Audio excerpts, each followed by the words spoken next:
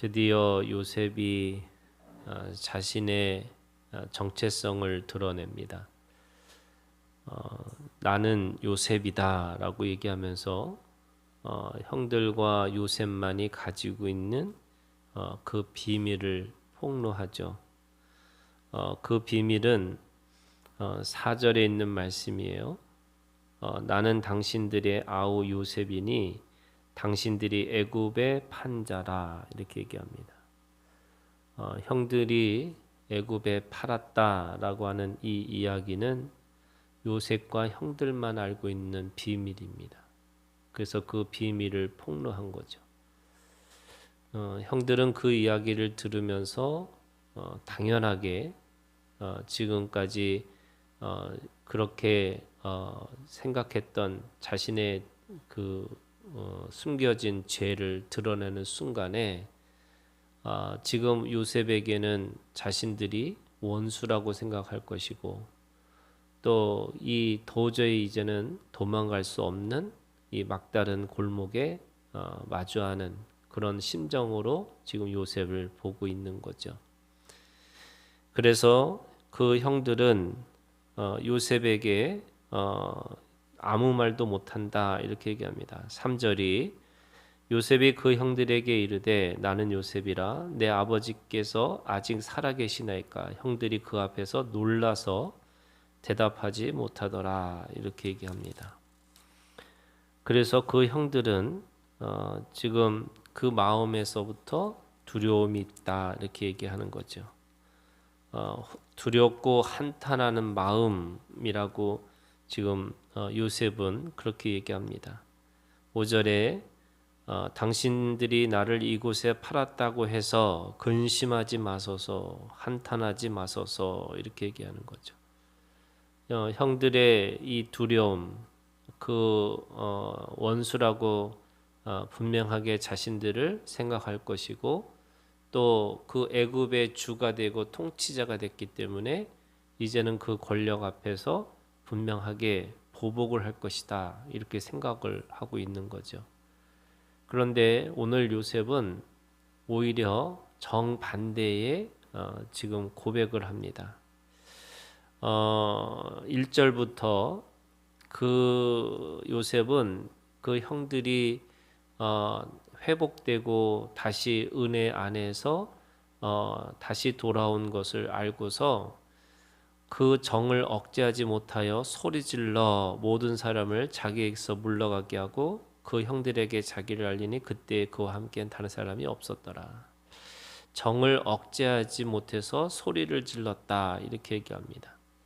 그리고 2절에 보니까 요셉이 큰 소리로 우니 애굽 사람에게 들리며 바로의 궁중에서 들리더라. 얼마나 그 형들을 향한 그 마음이 그 정을 억제하지 못해서 그 자신의 집에 넘어서까지, 그게 바로의 궁중에서까지 들릴 정도로 그렇게 울고 있는 거죠. 이 울음은 그 20여 년 동안 만나지 못했던 그 형들에 대한, 또는 부모님에 대한, 또는 자기 형제에 대한 그런 마음을 가지고 그 정에 대해서 울고 있는 그런 모습을 이야기합니다. 성경은 요셉은 물 없는 구덩이와 보디발의 노예 생활과 그리고 그 동서남북 다 막혀 있는 감옥 생활을 하면서도 한 번도 자신에 대한 신세 한탄이나 또 그 형들에 대한 그런 원망이나 불평이나 뭐 이런 것들이 없었다고 하는 것이 사람들이 신기하고 놀라워합니다.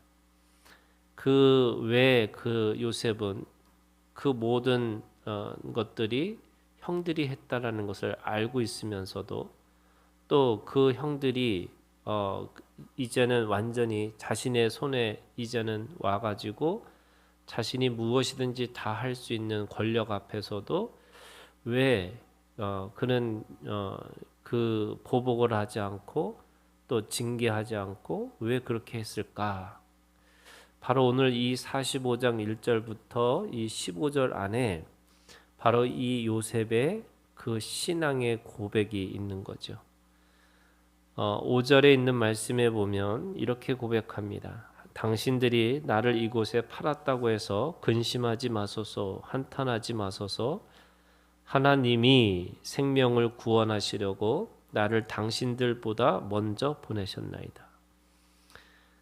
직접적으로 판 것은 형제들이었어요.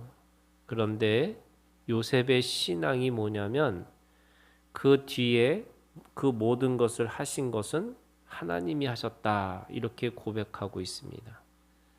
그 하나님은 왜 그렇게 하셨을까라고 하니까 요셉은 그것에 대해서 분명한 답이 있습니다.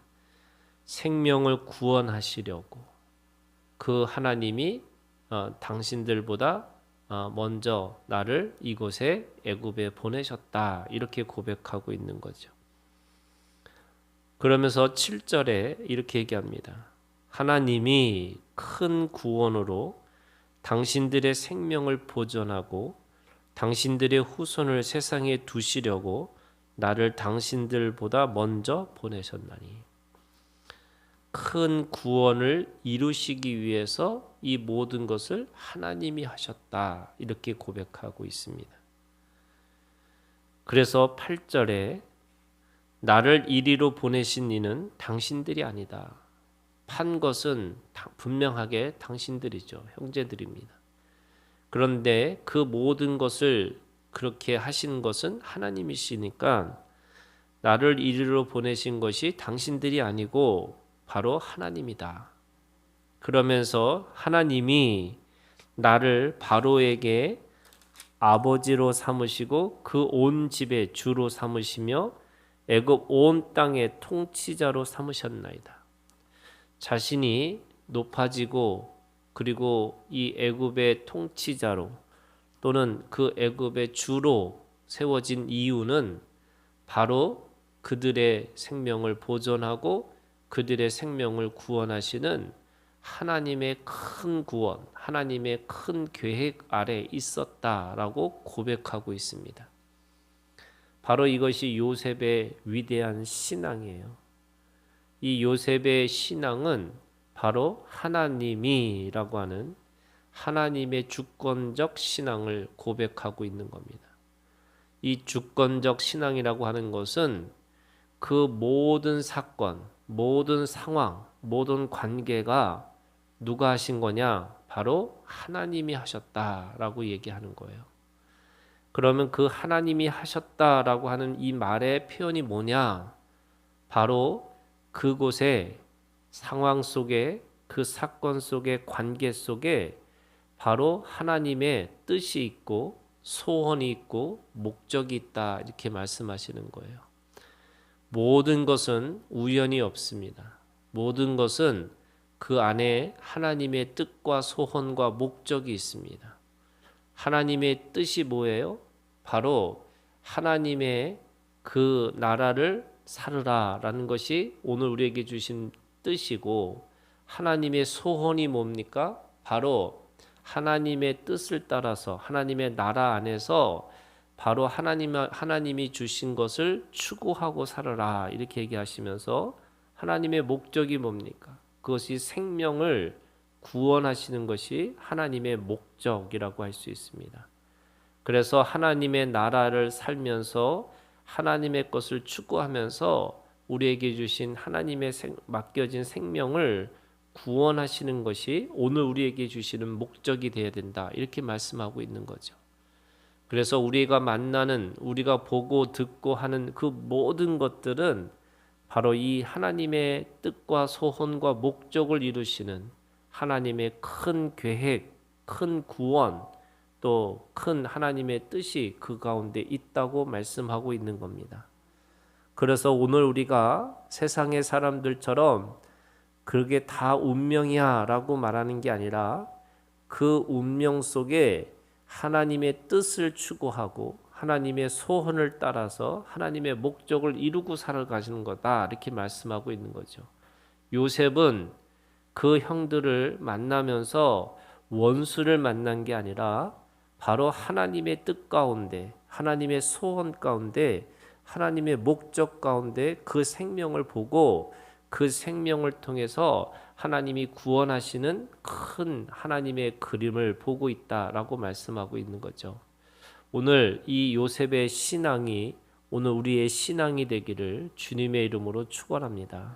그래서 오늘 우리가 나만의 구원받는 인생이 아니고 그 모든 사건을 주신 것은 나를 통해서 우리의 형제를, 나를 통해서 우리의 모든 관계하는 사람들을, 또 이 시대와 이 모든 세상에 살고 있는 모든 사람들에게 하나님의 큰 구원을 이루시는 그 목적을 주시기 위해서 오늘 이곳에 나를 보내셨다라고 믿으시고 그 믿음을 가지고 오늘도 승리하는 우리가 되기를 주님의 이름으로 축원합니다.